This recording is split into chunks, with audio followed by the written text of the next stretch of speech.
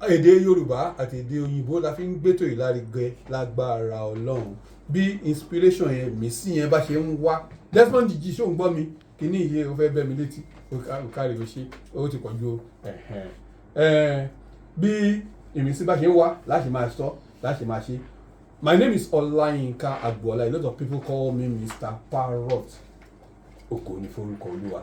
I'm not here alone. I just called our studio engineer now, Desmond G. Desmond Adegboyega Popo-Ola. We all call him Desmond G. Too much power with his bird sunglasses inside the studio. Ní ìfọ̀jẹ̀ o, kò má yọ ìṣẹ́jú lára ìṣẹ́jú wa òde nìyẹn. So èyí máa ga ọmọ skẹ́ńkì àlejò wa ti wà ń kalẹ̀. Bá a ṣe máa ń ṣe, Ọlọ́run á fún wa ṣe, Ọlọ́run náà ló ń fún wa ṣe. We are here live on Splash 105.5 FM studio, Felele, White House, Ibadan, the capital city of Oyo State. I thank all our people from Parrot Extra Media Network too. Ọláwálé Awẹ́, ìyẹn ò tiẹ̀ gbọ́dọ̀ má tẹ̀lé mi. Àfẹ́jọ́ ẹ̀sùn bàbá wa Olúbàdàn ni. Dáre Rájí tó wà ní gùn ọ́fíìsì lọ́hùn tó ń bá wa record gbogbo nǹkan tá à ń ṣe, because we are always very proud to say it. On this radio show, there's nobody that does what we do. We bring in our guest. When our guest is seated and we, after the interview, we transcribe, we send, make it in form of a story, we send to our partnering online publishers, and they've never disappointed us. Once we send the story out, it goes there and it goes viral. I mean, Desmond, we give God all the. And after that, we now bring down the story, we put in our Parrot Extra magazine. Nobody does this in Nigeria. We are not proud though, we are just happy to say it, and it's not that easy too. If anybody wants to emulate us, we welcome everybody. Come and do it, and you know that it's serious hard work. Serious hard work. We thank God for the ability to do it. Tìmílẹ́yìn Fáṣọ̀rọ̀ mi ìgbàgbé ẹ̀ mo ti kí ẹ. Ọmọlára Oyèwọlé, thank you very much. Ìbùkún Adénísọ̀rọ̀ Asu ti wọlé, ó ti kúrò lẹ́yìn wa, ó ti já kúrò lẹ́yìn wa. Ọlọ́run adarí jẹ tó bá ti tẹ́ bá ti gbọ́ Ọlọ́run nìyí ẹ lọ strike mọ́, tẹ́lá tó ti lọ strike fún màá sábọ̀. Tọ́rọ ọmọ dáadáa ni àdúpẹ́ lọ́wọ́ Ọlọ́run. So today is going to be very great. It's going to be skanky. We are going to take off smoking. Not cigar or banana. We will really do a lot of things today that will get you excited and get you equally agitated too, because the situation we have found ourselves in this country today, it calls for serious agitation, calls for serious meditation too. We all have to check ourselves and see what we are doing right or what we are doing wrong, and I know God will help us, but we must help ourselves first. The first thing David kọ́kọ́ máa sọ ni pé gbogbo àwọn ìwà àbàjẹ́ tí gbogbo wa máa ń wù káti ẹ̀ máa wù yẹ̀wù ká máa ra yọ díẹ̀ lẹ́ǹbẹ̀ mí ní ká change tán pátápátá kò lè easy ká ra máa yọ àwọn àbàjẹ́ yẹn díẹ̀ àlejò wa gan gbọ́ mi ń wò pé máa yí mi ìwà ṣe oníwàásù lónìí bó ṣe ń ṣe mí ni mò ń sọ ìwà àbàjẹ́ wa gangan káwa gangan yẹra wa wò tá bá yẹra wa wò á rí pé ìlú yìí àwa náà la wà ń bẹ̀ tá bá ṣe tó bá dáa gbogbo wa la máa gbádùn ẹ̀ àti gbèdé orí pé àlè jáde lálẹ́ mọ́ tó bá jáde lálẹ́ tí nǹkan bá ṣe ẹ́ wọ́n á ní kí ni ìwọ náà wá káàkiri ṣé ó dáa bẹ́ẹ̀ ẹ̀tọ́ mi ni láti jáde nígbà tó bá wù mí àbí mo parọ́ Desmond ṣé o gbádùn mi Ọlọ́run adarí ti gbogbo wa. Today is going to be great. Yes, don't let me forget the issue of our special parents children. We are making progress gradually. For the benefit of our guest here seated with me, the special parents children segment, we use radio to identify and locate extremely brilliant but indigent public primary and secondary school children that we support. That they're brilliant, but their parents are not too. So we get powerful people like your good self to buy bags, to buy bags and school materials, pencils, erasers, notebooks, and all those things for them. We've been doing that, and I know God is with us. There's a school, Olawale Awẹ́, there's a school at Agodi Gate, opposite Loyola College, that you are supposed to go. Please remind me, God will help us. So we do that for them once we get people to sponsor the project. Mrs. Adura Gbemi, Animal Yoruba, the gubernatorial candidate of Young Democratic Party, is one of our sponsors. At least the stores we have with us that we are giving these children now were given to us by Mrs. Adura Gbemi, Animal Yoruba. Thank you very much, madam. Adúpẹ́ o. Ẹ̀yin tẹ́ bá ní irú àwọn ọmọ báyẹn lẹ́gbẹ̀ẹ́ tẹ́ fẹ́ ṣe àtẹ̀jọ́ránṣẹ́ àbí WhatsApp message sí mi 0805-500-1736. Text message àbí WhatsApp message ní o 0805-500-1736. Láàrin Ọlábísí Wàǹbí àti Ọláwálé Awẹ́ a máa ń rán wọn lọ investigate wọn wo àwọn ọmọ yẹn tó tọ́ wọn wo rẹ́kọ̀dù wọn tó bá mọ̀wé dáadáa tá a dẹ̀ fẹ́ a máa fi encourage wọn láti dúró sí school ni ẹ jọ̀ọ́ ẹ jẹ́ kí Ọlọ́run rán wa sí wọn a lè dé gbogbo bí rédíò náà la lè lò tẹ́lẹ̀ gbọ́ tẹ́lẹ̀ máa bá wa ṣe nǹkan tá a wá fẹ́ ṣe ó dáa bó la ṣe fẹ́ ṣe lẹ́yìn tí o ti fún mi ní gbogbo ètò mi Desmond o ò tí ì fún mi o kí n máa ká máa bá ijó nìṣó ó dáa àlejò wa ti wà níbi mo ṣe sọ we will introduce him first. It's our usual style. We'll officially introduce our guest and we'll move on from there. As we announced on our different social media handles, we said our guest is going to. I don't know from what she because I want to see. Can't do it. Bamboo by. Oh, you don't know about it. Anyway, but I might be new. To back to you might don't go to my but love me so our guest is here. It's powerfully seated. Honorable Umar Farouk Arisekola Alao is the candidate of Accord and is hoping to get the seat belonging to Ibadan North Federal Constituency at the Federal House of Representatives in Abuja during next year's general election.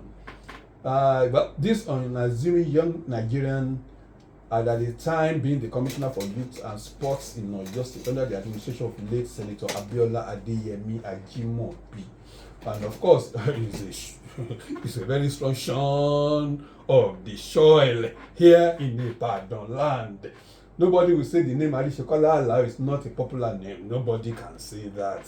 Well, his late dad, Aare Musulumi of Yorubaland, Alhaji Abdulaziz Arisekola Alao, Kolomba Aforunkewon, in his lifetime was not only a major stakeholder in Oyo's politics, he was also a bridge builder whose image loomed large across business, social, and political sectors. Though he was not a strictly partisan politician, but he helped many to realize their dreams politically by giving them both moral and financial support. In fact, Arisekola was a kingmaker. He was one of those who determined who got what in politics in Nigeria generally, Southwest and in Oyo State. In addition, I guess we must talk about that first. You know, it's a natural thing. Well, I guess he's well educated and exposed enough to be able to hold on his own. So Umar attended Methodist Primary School, Bodija, Ibadan. His secondary education was at both Government College, Ibadan and Bodija International School, Ibadan. He is a 1997 set of Bodija International School, BIS. That's what you call your school. You will correct me later. Let me just say So after then, he moved to the United Kingdom and enrolled at Iron College, where he studied biomedical science. He obtained his second degree in accounting from St. George's University, Grenada, West Indies. We can go on, and he's into oil and gas, and he's also a motivational speaker. And from what I'm seeing, I'm sure you can join us on Facebook. It's Splash FM 105.5. Join us on Facebook Live. Splash 105.5. Splash FM 105.5. You see us. You see our guest. When I first saw him, I thought because you see the Ige. Desmond kilo you boge. Ẹ̀rùbá mi mo ní kí n bá sọ̀tọ̀ kó sọ lónìí ẹni pé ọwọ́ kan ló fi máa gbé mi lára náà máa yí question tó bí mi ẹ̀mí ní dáhùn ó di ká máa lọ sí olúwo ńlá. So I guess you are welcome to this show. Thank you very much. I guess you wanted to say something when I was reading. There was a little bit mix-up. Okay. In my research. In your research. Okay. Bodija International School is actually my primary school. Primary school, okay. Methodist Grammar School is my secondary school. Okay, not GCI. I went to GCI from GS1 to 3. Okay. Then Methodist. Why did you change? I interviewed you better. They wanted us. They wanted us to be closer. They wanted us to be closer to home. Methodist. Àdúró drivers tó pọ̀ nílé tó báyìí ètò mọ́tò kan lẹ́yìn kan mà ní ìgbẹ́ta máa ilé Arisekola Alao mọ́tò kan ní ọmọ kan ní. Tẹ́ bá rántí bọ́ọ̀sì ni wọ́n fi máa ń kó gbogbo wa lọ. Mo rántí ẹ má jẹ́ parọ́ mo rántí bọ́ọ̀sì ni ló dáa kò burú àti pẹ̀lú Ọlọ́run. So you are welcome to on behalf of management of Splash 105.5 FM. I welcome you again. We appreciate your being here with us. Well, I know you are not here to speak about Dad, but of course, I'm sure you are used to people asking you about him every time. What kind of dad was he?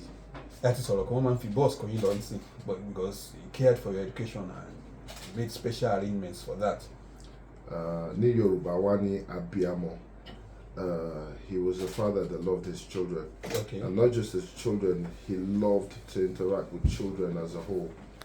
And he was religious. Yes, of course. He was a bridge builder in terms of developing the children.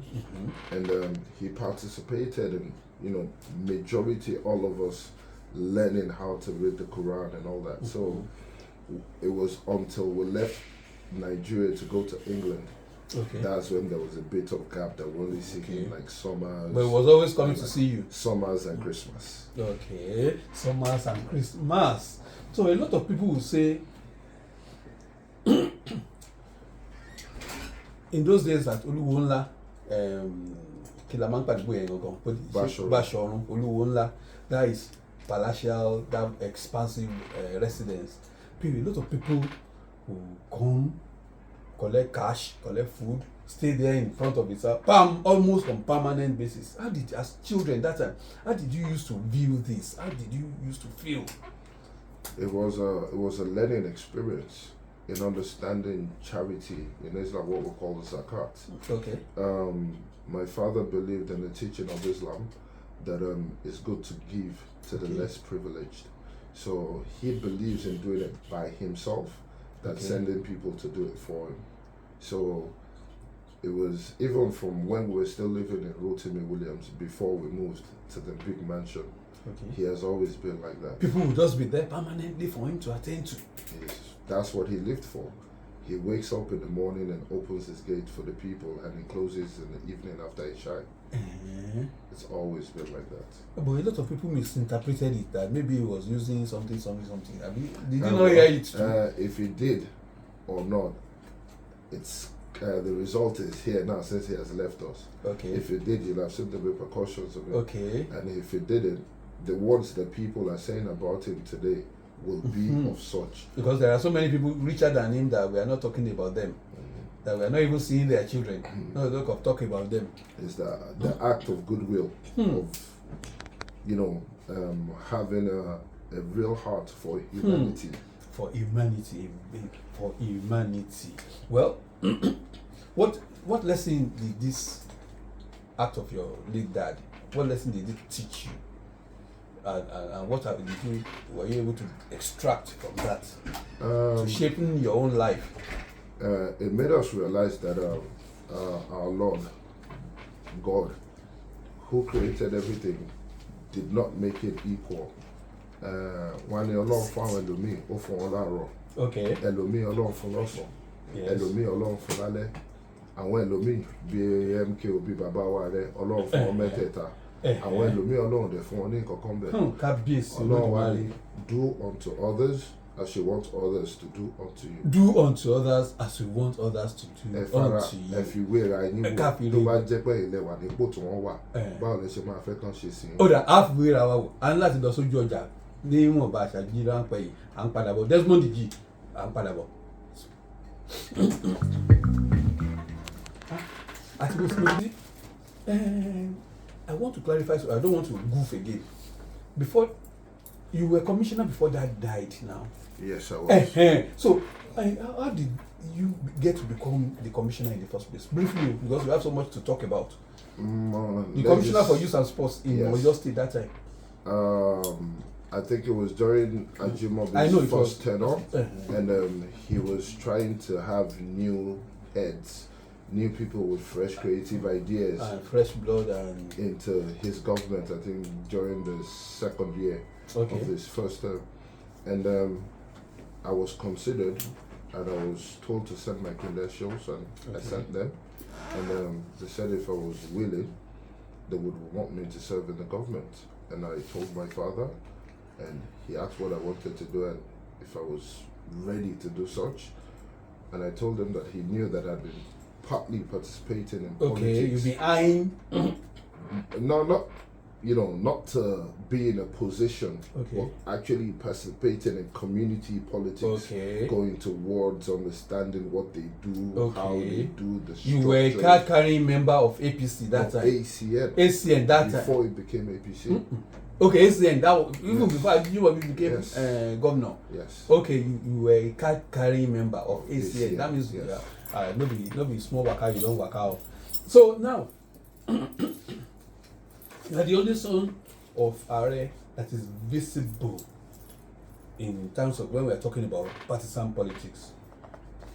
Now that you are in the really in the mainstream, if you were to be alive, you really have supported you to maybe he would have told you to become a councillor or House of Assembly before reaching out to House of Reps. I think if my father was alive, I think I would have gone further than this. And to actually be the gubernatorial seat. And that is my aim, to be a governor one day. We thank God. We thank God. You decided to veer into politics. You want to convince us now that it wasn't because of any other reason other than your personal conviction. Can you talk about it? Your main motivation for joining partisan politics? Thank you very much. Since being in secondary school, we've always listened to the likes of Fela and other musicians and activists that talk about government. But since being young then and not being someone with so much knowledge of what is happening on top and below, meaning the federal parastatal and the state, we only listen to the words that he says. And then as we get older, you come to realize that the things he's saying, they actually make sense. And the things he's trying to let us understand, they're actually happening. And then they say politics is like, the word politics sometimes is a way of saying something can be direct but also not direct. Meaning people shape things in a way whereby they cover the light from people knowing what is real and what is not real. So we now being adults and seeing what our environment is today and still being plagued by his music and his words in this our generation, it's a shame. From one remembering this when we were like 12 years old to now being almost 40 and we're still in the same mess. So it's about, are you going to participate or are you going to watch a generation just pass by? So you want to play your own role? Participate and leave my own quota, as this is part of the people of Ibadan. This is their contribution to the welfare of Oyo State, to the welfare of Nigeria. To the welfare of Oyo State and welfare of Nigeria. So how will you describe your journey politically so far? Because I know you are now in accord. Yes. You left APC. Yes. First, I want to quickly ask 3 questions from that. Your journey politically, then main reason for you, personal reason why you decided to dump APC for accord. Then, any regrets so far? Thank you. The journey so far has been an eye-opener. Àwọn àgbà ló máa ń sọ wá ní ibi tí ọ̀n bá ti ṣubú ní ọ̀n tí máa ń kárí kọ́gbọ́n. I've learnt a lot. Pé kí ọ̀n farabalẹ̀ kí nǹkan ṣẹlẹ̀ kó gbà pọ́lọ̀ ló ní kó ṣẹlẹ̀ kó dẹ̀ máa wà àríkọ́gbọ́n tó wà nù ìṣesí náà kó dẹ̀ fi ṣe ìmọ̀. This is my third time running in politics. Leaving APC, I think the message was quite clear. Everybody saw what happened in APC. Everybody come and dárúkọ ẹgbẹ́ pé ẹgbẹ́ ṣe báyìí, ẹgbẹ́ ò ṣe báyìí. On the long run, the truth is, ẹgbẹ́ kankan ò lè ṣe kankan láìsí olórí níbẹ̀, láìsí èèyàn nínú ẹ̀. Èèyàn ló máa ń darí nǹkan, èèyàn ló máa ń sọ pọ́nà báyìí lè máa gbé ìgbà, ọ̀nà báyìí ló ṣe máa rí. APC, while we were there, they lost a lot of values. Tí wọ́n fi máa ń sọ pé èèyàn dúró tíyàn, èèyàn dúró tẹgbẹ́. Win láti gbàtà ti ṣe bí ẹ̀ẹ̀mejì, torí ẹ̀ kúrò níbẹ̀. Bẹ́ẹ̀ni. Dúró tí wọ́n. But the more you realize that àwọn èèyàn míì gbà míì, ẹgbẹ́ mi kò kí mọ yìyàn. Àwọn ẹlòmíì dẹ̀ ní ojú lásán ni wọ́n máa ń jẹ. Tó pé APC nínú òṣèlú. Bẹ́ẹ̀ni, the party APC today ẹnu wa gbà láti sọ pé ilé wa bàbá wa Ààrẹ ló jẹ́ kó lálẹ́ wò lọ́yọ̀ state. Kábíyèsí. Ẹnu wa gbà. AD lẹ́fẹ̀ẹ́ sọ yẹn. No, a fẹ́ mú un lọ pé ká máa mú láti tọ̀rin pé láti gbà Ààrẹ ti ń support politics in my. Látọ̀rí bàbá Lam Adésínà. Àná ó jù báyìí lọ. Ó tún jù báyìí ó tún kọjá sẹ́yìn. Látàyè Ṣàgàrí. Bẹ́ẹ̀ ni ẹ tún rí yẹn sọ. Òun làárẹ̀ ti Gbogbo náà àti ìgbọ́n rẹpẹtẹ gbà yẹn. You know, so watching the people àwọn kẹta máa ń sọ wọn léèyàn ò lè dáa ju ẹ lọ. Ká lówó lọ́wọ́ kò lè gbà wálẹ̀ lọ́wọ́ wà tá a ní. Àmọ́ lówó lọ́wọ́ náà kò lè gbà wálẹ̀ lọ́wọ́ yẹn tí ò ní. Fẹlá máa ń sọ̀rọ̀ kan ní kan gbà ká ní a good student make mistake. Tíyàn bá ṣìṣe ńgbà míì ló máa ń kárí kọ́gbọ́n. Tí ò bá tí ì ṣìṣe kò lè mú ìmọ̀ràn gangan tó yẹ kó mú nínú ìṣe ní tó ń ṣe lọ. Àṣìṣe wa ìṣubú wa bí ẹ̀ẹ̀mejì nínú òṣèlú ó kọ́ wa láre kọ́gbọ́n tó pọ̀. Ó dẹ̀ jẹ́ ká mọ̀ pé ọ̀pọ̀lọpọ̀ àwọn èèyàn kan lélòmíì pé àwọn ààrẹ ló ṣàwọn dé báyìí àwọn lẹ́gẹ̀ẹ́ ọ̀pọ̀lọpọ̀ aláìmoore ló pọ̀ jù. Àwọn tó ṣojú tí ó ṣẹ̀yìn. But tí ọba ní pé yàn dúró de ẹ̀dá ádámọ̀ pé kó ṣe báyìí nígbà tó Ọlọ́run wà ńbẹ̀ ọba ṣe yóò tó bá ṣe fún gbogbo èèyàn. Ó pé kí ọgbà Ọlọ́run mú kẹ́ fi ọkàn tí àwọn èèyàn lọ. So in tó ń ṣe ní primary election nílé ó wà very glaring nínú APC. Fúùtù fẹ́ tẹ̀ ní gbogbo primary ẹ̀ wọ́n ti plan gbogbo ẹ̀ sílẹ̀ wọ́n ti lọ yé wọ́n ti ṣe gbogbo ohun tó ń fẹ́ ṣe. Tẹ́ bá mọ̀ pé tẹ́ fẹ́ ṣe nìyẹn ẹ fọkàn ṣe consensus kẹ́ mọ̀ pé ti máwọn èèyàn tẹ́ fẹ́ mú tẹ́ fẹ́ lò. Ẹ má ní káwọn èèyàn lọ máa ra fọ́ọ̀mù 10 million kan lọ máa ra fọ́ọ̀mù pé nígbà tẹ́ ti mọ̀ tẹ́ fẹ́ ṣe. Ká tó débẹ̀ ẹni tẹ́ fẹ́ mú òun ló fún yín venue ibi tó ń lò ibi tó ti rent tó ti káwọn èèyàn sí for over a week. Before the days of the tẹ́lẹ̀ ìmọ̀ wẹ̀ yín náà sì lọ rẹ́ǹtì bòmí. No, venue tí wọ́n bá mú fún yín látòkè nìkan lẹ́ lè lò. Ẹ̀yin náà sì lòkè lọ mú jẹun fún yín. Kò sí bẹ́ẹ̀ ṣe lè ṣe òkè jásí ni. Kò sọ̀rọ̀ sí jásí. Wọ́n ti ní smartness ní jágba kì í kò sí nǹkan tó ń jẹ́. Ṣé jágba yẹn náà ló ń bí wàkúwà òun náà ló ń bí tí ò dáa òun ló ń bí pé kéèyàn má ní moral values. Kí là ń kàwé fún kí là ń lọ school fún tá a bá mọ̀ pé ká máa jágba òun ni tó kúnlẹ̀ ebi ká tó ká sọ fún kálukú kó bọ́ sórí eré ẹni tó bá dẹ̀ sa ẹni tó bá ṣubú ó mọ̀ pé òun ṣubú wọ́n á dẹ̀ gbà fẹ́ ẹni tó yẹ kán gbà fún. A ṣe lásìkò Awólẹ́yẹ Honourable Awólẹ́yẹ Dada. That was my first contest in 2015. Okay. He won. We supported him. Because you felt he won things fair were and fair. square. And we supported him. That was an election. The other one was farce. Okay, the second one, go. The second one, our governor, Kolon from Kenya, late Governor Ajimobi, did consensus. He gave the tickets to who he liked.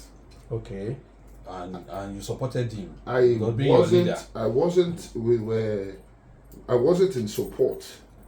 It was kind of a rift between us then. Okay. And in his mind, he wanted me to run for House of Assembly. Okay. Knowing that political people has whispered in his ears and all that, but ọgọ́tọ́ ní ibi tó ga yẹn bá wà tí wọ́n bá pàṣẹ fún wa dandan ní ká gbọ́ so ibi tí wọ́n fi wá sílẹ̀ lọ. Ibi tí wọ́n fi yín sílẹ̀ lọ bá a ṣe ń mú létò ètò yẹn ó ń dùn mọ́ mi gan àmọ́ láti lọ sójú ọjà yìí Desmond à ń padà bọ̀ the program is still Parrot Extra on radio don't go anywhere we'll be right back.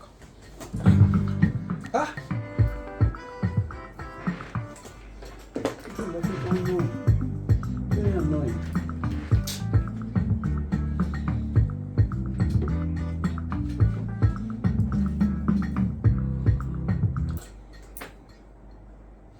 You're welcome back to the show. It's still Parrot Extra Hour on radio on Splash 105.5 FM, your integrity station. Our guest is still Honorable Umar Farouk Arisekola Alao.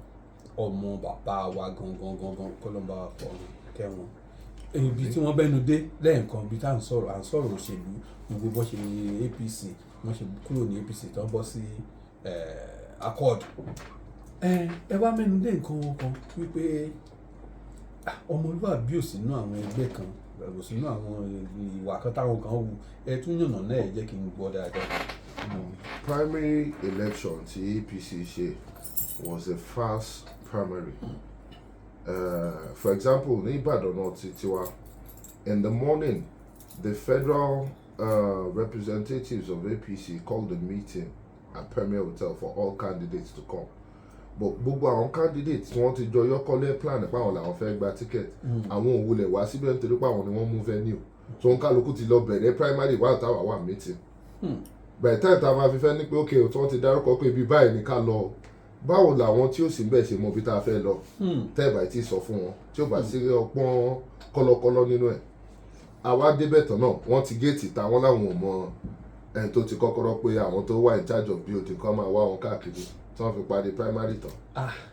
Bó lẹ́yìn náà ṣe wá bí àwọn olóṣèlú mọ̀ sọ wọn pé gbogbo ẹ̀ náà pé bí ọgbọ́n pé kẹ́ ṣáà yíra yín mọ́lẹ̀ kẹ́ ẹ̀yin ò mọ́ bá yín nìkẹ́ àyín nípa ìdá kankan. àwọn wà kó gbogbo wà pálapàla ẹ mọ́ra ní kọ́ mọ́ṣèlú tí àwọn nǹkan mi ò tí ẹ̀ wúlẹ̀ fẹ́ kọ́ nítorí pé kò sí tí ọba ṣe ilé ayé tí ó kò ní bọ́lọ̀ ń jẹ kí wọ́n á sọ pé nítorí pé mò ń ṣèlú máa fẹ́ dìdàkudà nítorí òṣèlú àwọn òfin yẹn kọ́ wa. Desmond ṣo tún gbádùn yẹn báyẹn wọn ò fi yẹn ká wa. wọn ò fi kọ́ wa. Ó dáa kò burú nísìnyí tẹ́ ti wá ní Accord lẹ́wà. Let me just put it this way, why do you think you are the best to take that seat in Ibadan North Federal Constituency? Are we comparing out of all the other candidates, or are we saying why do I personally feel I'm the man for the job? Answer the question whichever way you want to answer it. Okay, well, if we put it this way, my understanding, experience, training,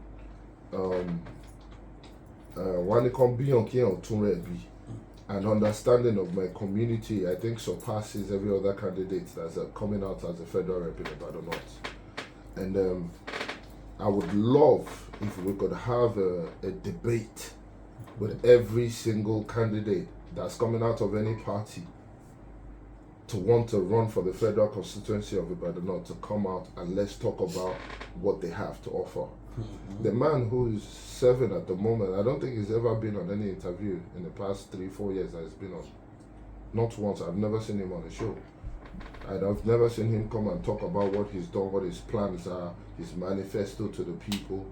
I'm going back to more year. The experience, being a federal representative, you have 3 jobs, which is lawmaking, oversight function, and being representation. Lawmaking is about building policies that will come back to help your community. Larger community. Yes. And today, the person serving did not even pass 1 bill in 4 years. Not 1 bill. Wọ́n lè wá. Mo lè bet lé lórí pé wọ́n lè wá. Ọ̀dà kò bú. Desmond ṣó ń gbọ́. Wọ́n lè wá. Wọ́n kì í wá sí radio station. So, understanding, today we have so many problems in the community. Security, education, unemployment, healthcare system. There's so many things that's wrong. But tá a bá rí èèyàn kan tó ń bọ́ sípò tó ń actually ṣe tó yẹ kó ṣe, ọ̀rọ̀ wa máa dàbí continuity ni. But kò dà bẹ́ẹ̀. Tí ọkọ̀ bá ṣọdún mẹ́rin tán tẹ́ bá fi débẹ̀ gbogbo àwọn tó ṣọdún mẹ́rin yẹn àwọn tó wà lábẹ́ àwọn máa sọ wọ́n láwọn ò jèrè wọn àwọn ò lè tọ́ka sí nǹkan kan ládùúgbò tí àwọn lè sọ pé wọ́n ṣe. So kí ni ó fẹ́ sọ pé tó bá máa fi di àsìkò tá à ń bẹ́ síta tá à ń bọ́ gbogbo ẹ̀ sílé a máa sọ àwọn points kan tá a máa jùlẹ̀ nítorí pé àmọ́ pé tá a bá ti sọ nísìnyí tí wọ́n bá ti gbọ́ ẹlòmíì náà ni wọ́n ó máa bẹ̀rẹ̀ sí ní máa fi sọ̀rọ̀ pé n tó wọ́n fẹ́ ṣe nìyẹn. constituency yìí tètè sọ ẹ̀yà sọ̀rọ̀ di Google ká máa ẹ bá ń yànnà náà àwọn àdúgbò ìbò tiẹ̀ ní Ìbàdàn North yìí mo fẹ́ mọ̀ bóyá tiẹ̀ mọ̀ constituency yóò. Ìbàdàn North láti Ward 1 ẹ̀ mú bọ̀ láti Kànìké Galaxy ẹ̀ mú bọ̀ Ward 2 ní Nọ́lẹ́ndé Ward 3. ẹ̀yin ará London lẹ tún sọ̀rọ̀ Kànìké. bẹ́ẹ̀ni Ward 3 Yemẹtu Ward 4 Àtẹ̀ndá gbogbo bí wọnú Àtẹ̀ndá wọlé. ṣe é dédé Àtẹ̀ndá ẹni bí kòtò gidi wo kan báyìí l'Àtẹ̀ndá. bẹ́ẹ̀ni kí ni ọ̀dà kò iṣẹ́ àti yín ti ẹ̀kọ́ nù. iṣẹ́ local government. Ward 5 Bódìjà gbogbo ọ̀dọ́ wa ní Bódìjà wọ à ń lọ sọ́nà Àṣì Ward 5 6 Sábó Ward 7 Òkè Ìtùnú Ward 8 Ìjókòdó Ward 9 Mọ́kọ́lá Ward 10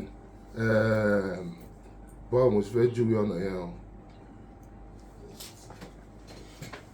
Ward 10 ká ní Samonda lọ́sọ́nà UI 11 òun ni UI 12 òun la gbowó bọ̀ṣẹ́ rí gbogbo bá a ṣe dárúkọ yẹn gbogbo ẹ̀ wọ́n ní zone by zone by zone by zone by zone. àwọn wọ́ọ̀dù kékeré bẹ́ẹ̀ ni gbogbo bẹ̀rẹ̀ ló cover ẹsẹ̀ yìí sì ti ọ̀dà kò burú àtúnpadà bọ̀ we need to go on this very short break. We'll be back. Our guest is still Honorable Umar Farouk Arisekola Alao. We'll allow one or two people to call in to talk to him. I'll be right back. Welcome back. The program is still Parrot Extra on radio. Ayékòótọ́ on radio. Ẹ̀yin èèyàn wa ní Facebook mo ń wò yín o. Nubian Prince Nubian Atọ́ba tẹ́lẹ̀ Olúwakáyọ̀dé Buhari Ọlájídé Mọ̀jíjìmọ̀ God bless you. Thank you very much. Ẹ pọ̀ ń bẹ̀ wọ̀ àwọn tá a rí ní mo ti tó tajú kán sí mi nìyẹn. Ẹ ṣe tẹ̀ ń lò wá tẹ̀ ń bọ̀ wá. Mo fẹ́ káwọn èèyàn pè wá o bí mo ṣe sọ ẹ má jẹ́ gbàgbé wọ́n ti máa ń bú wa ẹ má bú wa mọ́. Àsìkò ló máa ń pè wá lẹ́jọ́ mo fẹ́ káwọn èèyàn pè wá kí wọ́n ti ẹ̀ bá ọmọ bàbá wa sọ̀rọ̀ ọmọ bàbá wa nínú rẹ̀ àbúrò ni wọ́n ti máa ń sọ ní òṣèlú náà kọ́ nìyẹn. olóore ó dà kò burú hello ẹ káàárọ̀ bàbá ìjọ ta ló ń sọ̀rọ̀ o.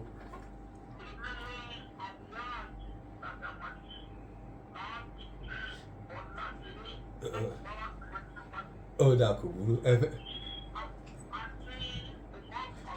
ọ̀dà kò burú àwọn náà ń gbọ́ yín. kẹ́ ẹ pẹ́ fún wa sà. àmín sà. wọ́n ní létò fáwọn ìyá arúgbó. ọ̀dà kò burú wọ́n ní kí lẹ ní létò fáwọn ìyá arúgbó. ìyá arúgbó kí ni wọ́n ní létò fún wọn. ọ̀dà kò burú àti àwọn ọ̀dọ́ àti àwọn àkàndá ẹ̀dá tó mo sì mọ̀ pé àtàdélabú àti gbogbo wọn tí wọ́n wà ní àkọ́ ìlọ́lọ́wọ́ ìdòwò borí. ẹ ṣé wọn àdúpẹ́. oríṣiríṣi ètò ló wà fọ́dọ̀ tá a bá ní ká máa wọnú ẹ̀wọ̀n ètò àwọn ọ̀dọ́ a máa pẹ́ lórí ẹ̀ nítorí àsìkò tá a ní. fáwọn ìyá wa àwọn ìyá wa àgbà ọ̀nà tí wọ́n fi lè máa yá àwọn ìyá ní owó tí ò ní lélẹ̀ lórí a máa wá jáde kúrò nínú ìjọba. àwọn àǹfààní míì máa ń wà tó yẹ pé èèyàn lè fáwọn ìyá ní ètò tí wọ́n á lè máa ṣe tí ò ní mú akitiyan púpọ̀ jù wá tá a rọrùn fún wọn gbogbo yẹn wà lẹ but ẹ máa rí tó máa jáde nínú manifesto wa then scholarship programs fáwọn ọmọ tó wà school tí wọ́n ń ṣe dáadáa tó yẹ pé èèyàn lè fi yẹn fi moral increase morale wọn láti go into education it's a good program for social workers. mi ò sáré bèrè ilé ìtọ́jú àti àròjọ musolókun freedom local government àbí kí wọ́n ti máa ń pè é autonomy local government a máa ń sọ pé kí wọ́n tiẹ̀ máa ráyè ṣé ẹ̀yin náà ẹ̀ ní sọ̀rọ̀ ń pa ẹ̀ bá dé house of rights. àti eva máa ń sọ èmi ò lè mọ ohun tó dé tó yẹ pé òfin everybody knows that there are 3 tier arms of government local government ló súnmọ́ aráàlú jù local government àwọn olóyè kan vibrant jù. ẹ ṣeun local government kániláyè bàbá wa kálá kọ́nà fọ̀rùn káwọn náà local government chairmen were fixing 5-kilometer roads at least in every year. But this time around wọ́n gé wọn lápá kò ní owó local government làwọn governors fi ń ṣomi ara why tẹ́ lè dúró sórí budget tí ẹkúkú wulẹ̀ ń yá owó leave the local government to run the way it is supposed to run. Gbogbo àwọn tí wọ́n yàn síbẹ̀ ẹ máa sọ pé wọ́n dìbò ní ẹni tó bá dìbò tó bá wọlé dẹ́n ẹ jẹ́ kó ṣiṣẹ́ bó ṣe yẹ kó lè ṣe. ó dà kó wúlú àròjọ musolókun mo fẹ́ àwọn olóṣèlú ẹgbẹ́ yín ẹ bá wa gbà wọ́n mọ̀ràn ká tó máa lọ. Gbogbo àwọn olóṣèlú tá à ń gbìyànjú láti bọ́ sí orí ipò òṣèlú láti ṣe ojú ìlú ẹ rántí pé gbogbo ọjọ́ kan kì í yẹ̀ ọjọ́ àlùmọ́ǹtù gbogbo ohun tá a bá ṣe ire ni ibi ni àṣepamọ́ níwájú Ọlọ́run kò sí ń tẹ́dà ṣe tí ò ní jẹ́jẹ́ ìwọ tó kówó mẹ̀kúnnù sápò wàá jẹ́jẹ́ ìwọ tó fi ṣoore wàá jẹ́jẹ́ ìwọ tó fi ṣòdì kejì ẹ̀ wàá jẹ́jẹ́ ẹ rántí pé Ọlọ́run wò wá kò lè fọjọ́ kan má rí gbogbo ohun tá à ń ṣe pátápátá ìdájọ́ kò ní yẹ̀. ó dáa kò burú. On behalf of the management, I thank you once again for taking time off to be here with us. ẹ̀yin èèyàn wa Tìmílẹ́yìn, let's go, it's time to go. Desmond G, God bless you for always backing me up. Till next week, my name is Olayinka Agbola and I can be reached via WhatsApp on 08055001736 for our special Paras children. Till next week, God bless Nigeria, God bless us all. Mo dúpẹ́ lọ́wọ́ gbogbo ẹ̀yin tẹ́ tẹ̀lé wa wá ọ̀dà foríjì mi èèyàn Honorable Umar Farouk ẹ ṣe mo dúpẹ́ o mistake yẹn àtọ̀dọ̀ mi ló ti wá títí ọ̀sẹ̀ tó ń bọ̀ máa compensate yín ń fún yín parrot extra magazine ẹ wá tán ó dìgbà kan náà. ẹ ṣe ọgbọ́n.